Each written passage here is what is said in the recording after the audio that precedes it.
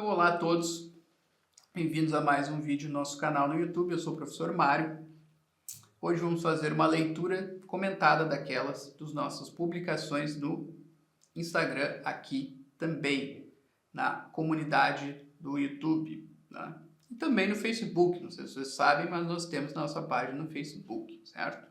Se alguém ainda usa Facebook, né? Além de mim, que tem alguma simpatia pela plataforma, assim, talvez nostálgica. O artigo é 3 estratégias clássicas para a educação de filhos e alunos. Na verdade, foi um carrossel que nós liberamos aí recentemente. Tá? E começa assim, então, vamos direto para ele. Há 3 estratégias simples de que você pode valer-se para dar a si ou a outros uma educação completa. Educação completa aí de nível básico, ou o que nós chamamos hoje em dia de nível intermediário, certo? Educação média, né?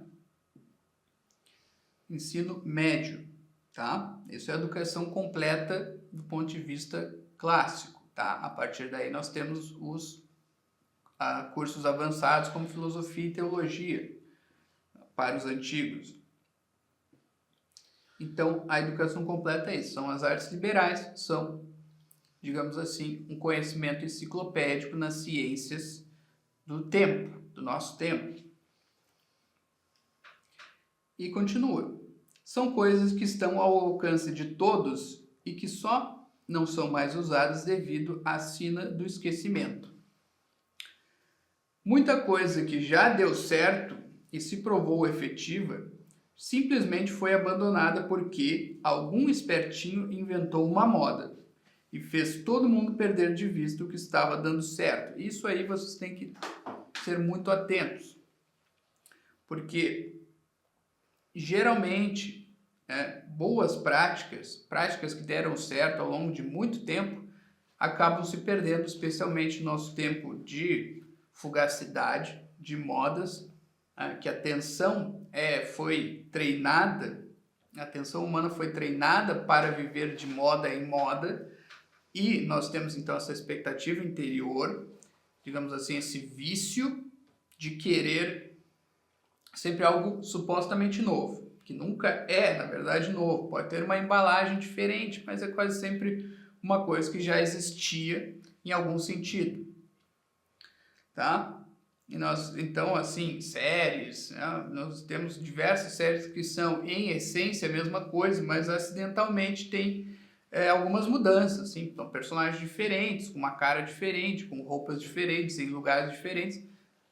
No fundo, é a mesma história que já foi contada, muitas vezes melhor, por algum autor clássico, ou até numa série mais antiga, num filme, no teatro, tá? Somos treinados a esperar coisas novas e vivermos uma tensão por algo novo e revolucionário que vai mudar tudo, tá? A nossa sensibilidade foi treinada para isso. Na escola, e pela mídia, tá? Até então também pela sociedade no geral, que já está viciada nisso. Vamos esperar algo novo e revolucionário que vai mudar tudo e vai dar uma vida de bem-aventurança para todo mundo, tá? Essa é a expectativa que está no fundo da alma de todos nós, tá? E é difícil desenraizar isso. No caso da educação, então, isso também afeta, né? Porque muitas práticas que funcionam, que podem até ser um pouco entediantes, mas que funcionam, vão ser mudadas, porque não, vai surgir agora uma nova moda que vai fazer todo mundo aprender com rapidez, suavidade e prazer. Então, essa é a versão da educação dessa tendência que eu mencionei. Tá? Então, nós estamos sempre esperando, não, vai aparecer um modo que é ao mesmo tempo prazeroso, ao mesmo tempo rápido, ao mesmo tempo fácil de aprender. E não é assim, tá? E justamente aí as boas práticas do passado, boas porque funcionavam, e às vezes até coisas simples, coisas mais ou menos óbvias, nós abandonamos porque, mas isso é chato, mas isso dá trabalho, requer tempo e, enfim, a natureza humana não mudou, tá? Nós temos essa nova expectativa que fica sempre ali pulsante, né, na nossa alma, mas a natureza humana não mudou. Ela ainda precisa de tempo para maturar, para desenvolver uma nova aptidão, uma nova capacidade, certo? Então vamos lá, vamos à primeira estratégia. Vocês vão ver o que eu quis dizer até aqui, porque são coisas óbvias, talvez, mas que não se fazem. A primeira estratégia é conhecer o fim da educação, para onde ela se dirige e nos dirige. A educação acaba. É claro que o homem bom segue estudando por toda a vida, mas não as mesmas coisas que estudava na escola. Olha só, que coisa revolucionária. Hã? Mas não, a escola acaba, sim, ninguém fica na escola a vida toda e não está errado que a escola acabe lá pelo final da adolescência, começo da vida adulta. Isso está certo. Hã? Só que o problema é o seguinte, para onde a escola leva os alunos todo esse tempo que ela, digamos assim, sequestra os alunos dos pais, tá? Porque é obrigatório, no fim das contas, hoje em dia. Para onde ela pega o filho lá, com seus 7 anos, ou até antes, para onde ela leva, depois entrega de volta para os pais. Ó, está aí o seu filho educado. Isso é o fim da educação. Qual é esse fim que a escola tem hoje em dia? Não vamos entrar nisso. Agora, qual é o fim correto? Existe um fim correto que sempre foi assim, consenso até muito recentemente na história da educação. O fim da educação é formar um homem. Bem simples, é simples. Mas por baixo dessa simplicidade há correntes profundas. O que significa que o seu fim é moral, não meramente um treino mental. Isso é importante. Nós não vamos à escola só para desenvolver capacidades intelectuais ou mentais, mas para sairmos de lá dotados de capacidades morais, intelectuais mais aprimoradas, mas nós saímos melhor por causa disso. Isso deveria ser assim. Então nós deveríamos desenvolver a capacidade de raciocínio, a capacidade de verbalização, a capacidade de contar, enumerar, medir, e tudo isso, por mais que possa parecer simplesmente intelectual, teórico, na verdade tem uma implicação, quando a escola sabe conduzir, uma implicação moral, porque a pessoa vai poder raciocinar direito, quando vai tomar uma decisão, vai saber partir de premissas verdadeiras, de coisas fincadas na realidade, não de ilusões que a imaginação dela cria. Então tem todo um reflexo moral que a escola, e no geral também as escolas antigas enfatizavam muito discussões sobre questões morais, que não se faz hoje em dia mais, a não ser sobre tópicos muito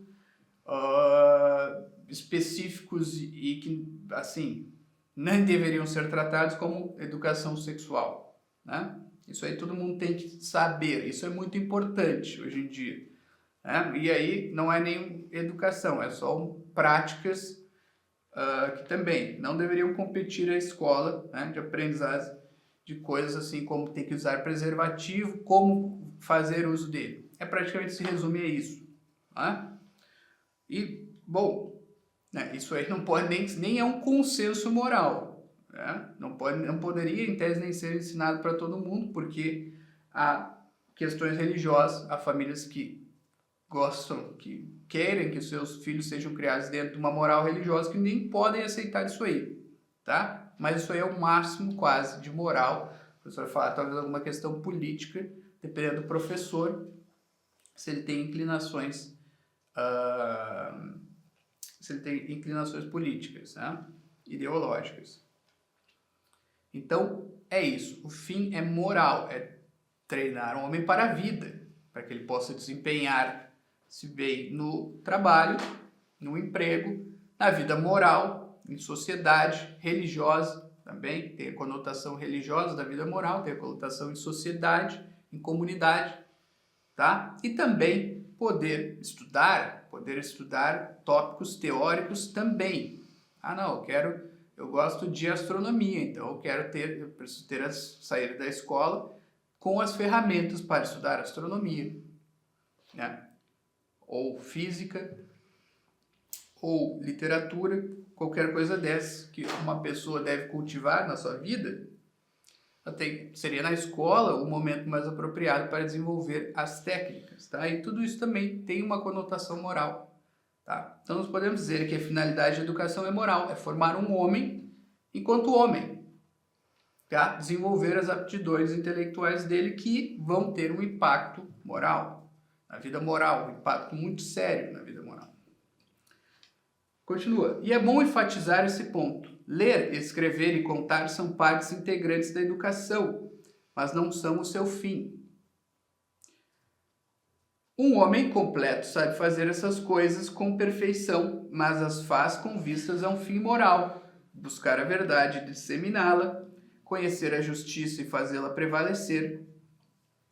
Certo? São finalidades morais. E para isso, o homem precisa saber escrever, falar, expressar, debater, defender uma ideia, defender um padrão de justiça.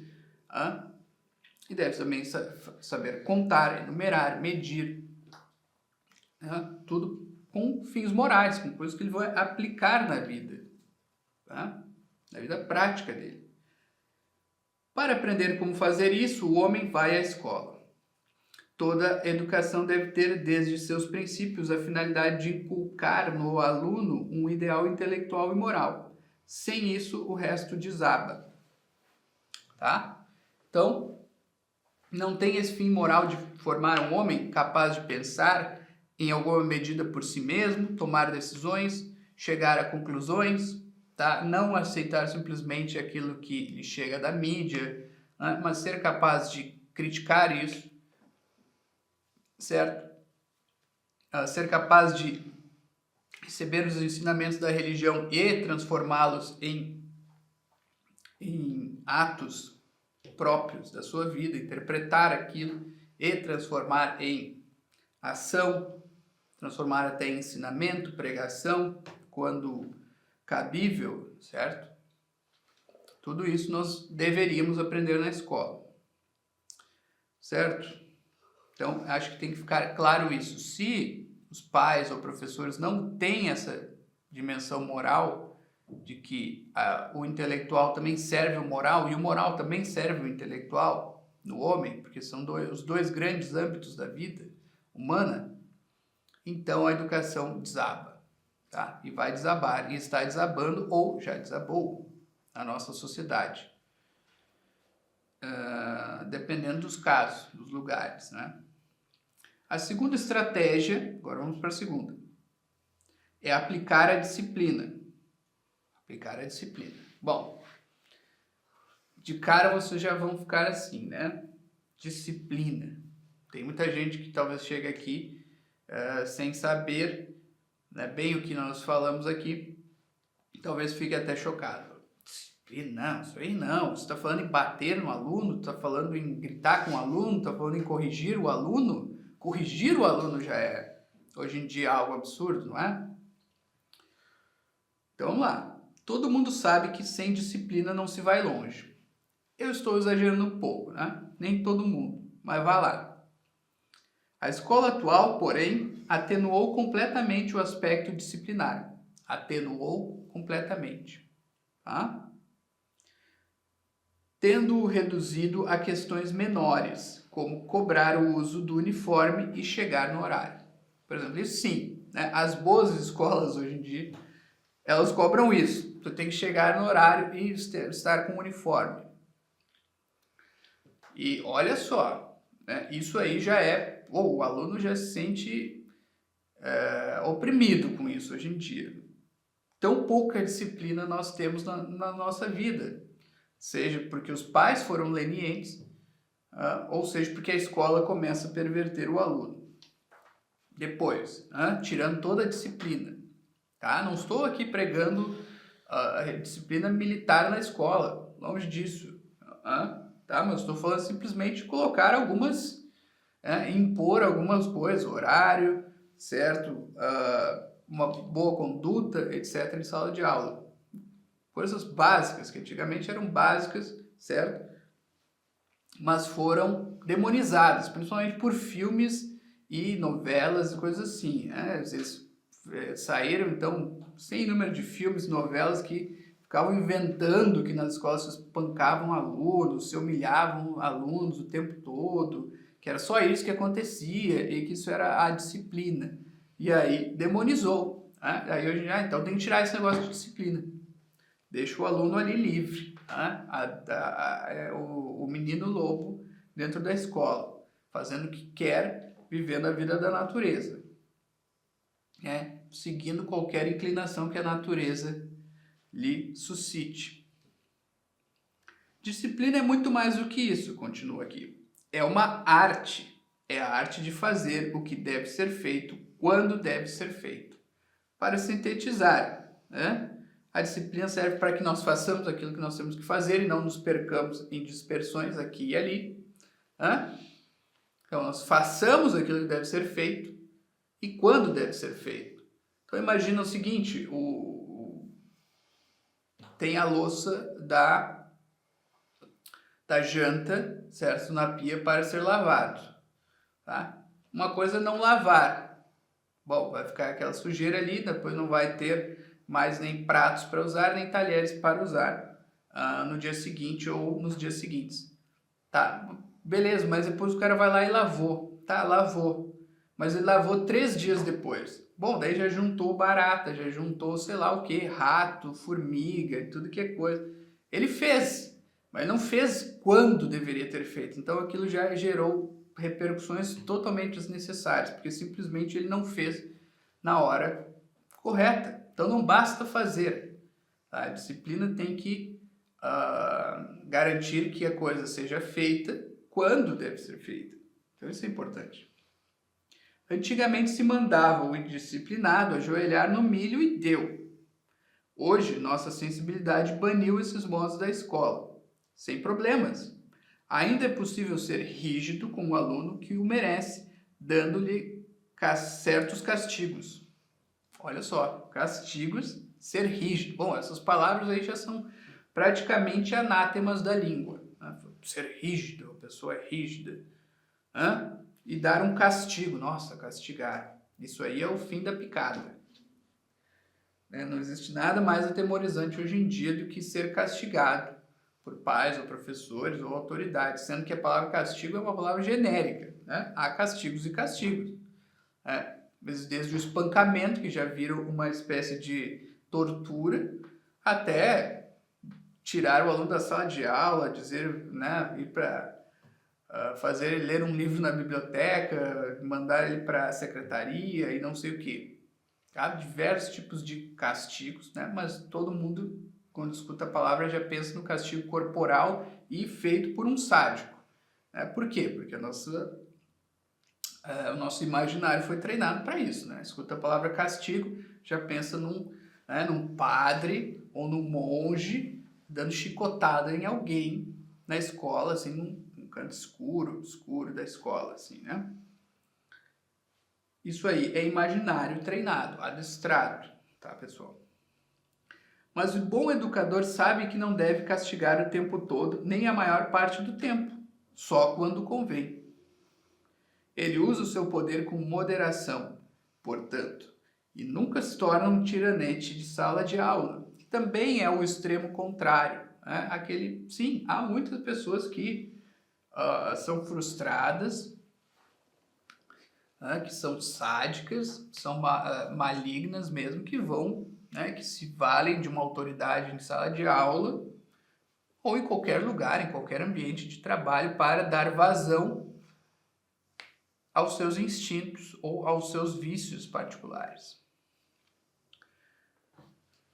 E age de bom humor, nunca em tom azedo. Sua arte é saber como e quando distribuir penas e recompensas. Que disciplina é distribuir penas e recompensas. Tá? Esses aí são os meios. Então, nós recompensamos alguém que age bem e penalizamos alguém que age mal, com proporção, com moderação. né? Para estimular, então, as boas reações, tá? Sem moralismo, tá, pessoal? Sem querer transformar a pessoa em santo, sem querer transformar um cara que é agitado num cordeirinho, fazer coisas impossíveis, porque também as pessoas têm muitas vezes expectativas falsas, né? Se não souber, perderá o respeito e a atenção dos alunos. Pai e o professor devem saber impor-se a si mesmos restrições e condições, pois se não forem capazes de se autorregular, não devem julgar-se capazes de fazer isso com os filhos e alunos. Também isso aí é um princípio básico, né? A pessoa não pode cobrar dos outros com penas e castigos algo que ele não consegue fazer. Pô, eu sou totalmente indisciplinado, mas eu chego na sala de aula, me transformo, né, no Mussolini e fico lá, né, guiando a vida dos outros e dando ordens com voz de ferro. Mas a minha vida pessoal, eu tô lá o dia inteiro comendo fandangos e assistindo TV ou jogando videogame. Aí, por favor, né, pessoal? Por fim, a terceira estratégia é conhecer o conteúdo que era passado antigamente e o modo de passá-lo, tá? Não podemos ficar reféns dos métodos modernos, tá? Então, saber o que era ensinado antigamente, quando a educação fluía, quando se formavam grandes pensadores, quando se formavam grandes inventores, grandes cientistas, tá? Hoje em dia até acontece, mas geralmente não é no Brasil, né? No Brasil nós temos um grande problema. Às vezes surge um grande gênio aqui, que apesar do sistema educacional ser péssimo, consegue passar por cima, quase que por mérito próprio, solitário.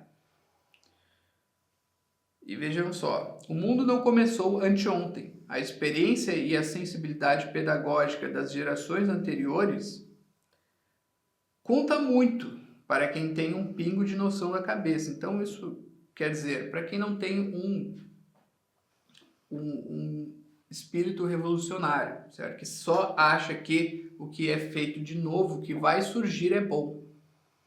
E tudo que foi feito antigamente tinha intenções malignas, tinha segundas intenções, e tudo isso, certo? E o que é feito de novo, que vem de inovadores que querem romper com o antigo, é bom por si. Aí tudo é bom, tudo é benigno, tudo é feito com as melhores intenções, tá?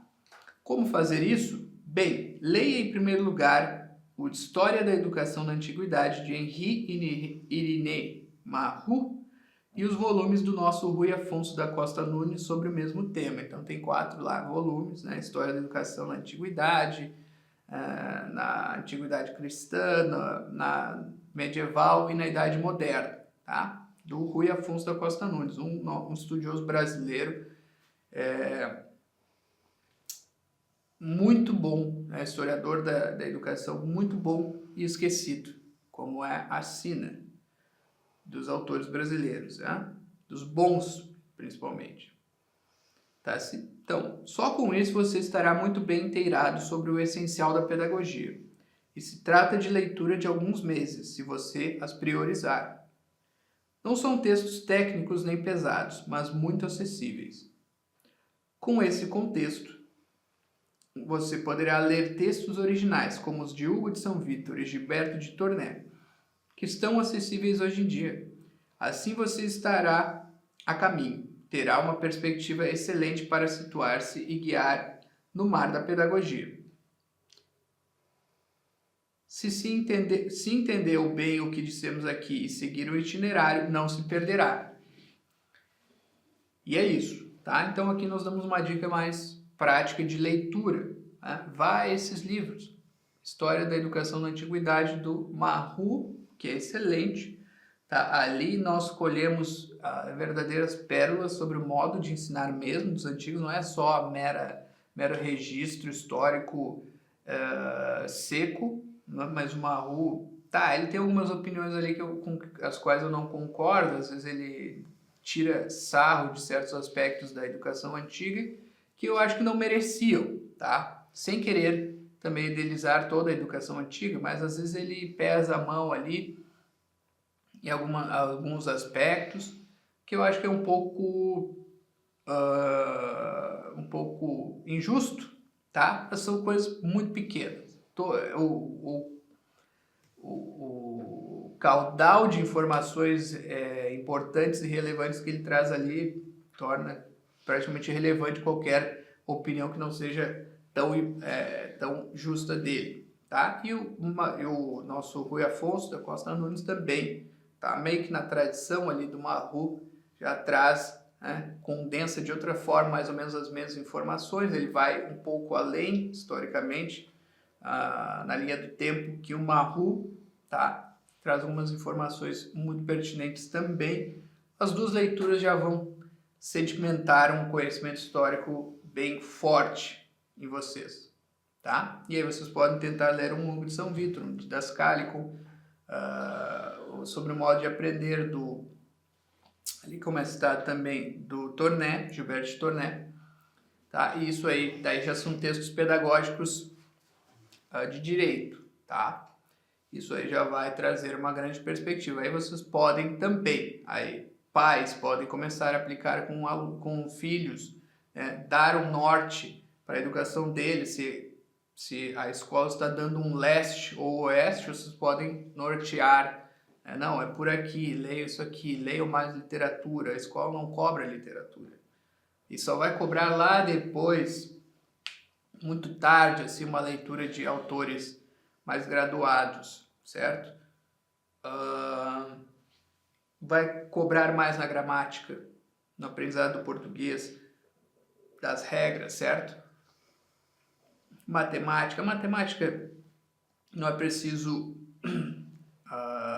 preciso aprofundar muito mais do que já se faz na escola. Às vezes até eles vão demais na matemática, né? Tá? Mas na literatura, na retórica, quem sabe estimular leituras de discursos retóricos, algum texto técnico de retórica também pode ajudar, embora sem a intervenção de um professor seja difícil estudar retórica. Aí dialética, digo mesmo, tá? Então, mas dá para ler algumas obras, né? Dá para ler algumas questões do Santo Tomás de Aquino, certo? E ajudando, né? De preferência, se o pai souber entender como o Santo Tomás organiza as questões, como ele usa o método dialético para chegar a uma conclusão melhor. O aluno, né, a criança ou o adolescente sozinho vai ter muitas dificuldades, é claro, sem contexto, tá?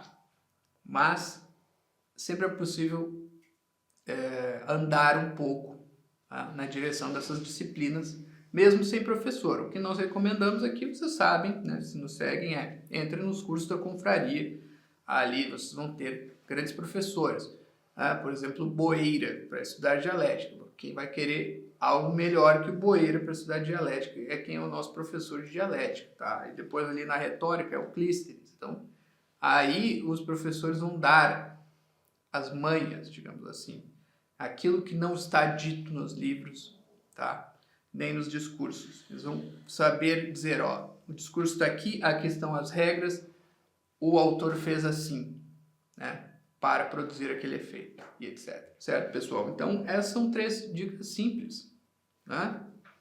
3 dicas muito simples. Saber ter bem claro qual é o fim da educação, usar a disciplina, ter uma disciplina de estudos, que é isso, ter uma agenda, seguir essa agenda de estudos, não desviar dela, não ficar cada dia pulando de um assunto, de um autor para o outro.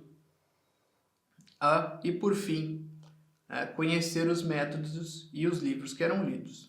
Só com isso, vocês vão fazer maravilhas, né? Vão melhorar muito. Quem ou quer ser autodidata também vai começar a realmente aprender, quase que sozinho. É claro, na companhia dos bons autores dos seus escritos, tá? Então é isso. Essa mensagem de hoje aí, né? Se gostou, curte, compartilhe e nos vemos na próxima.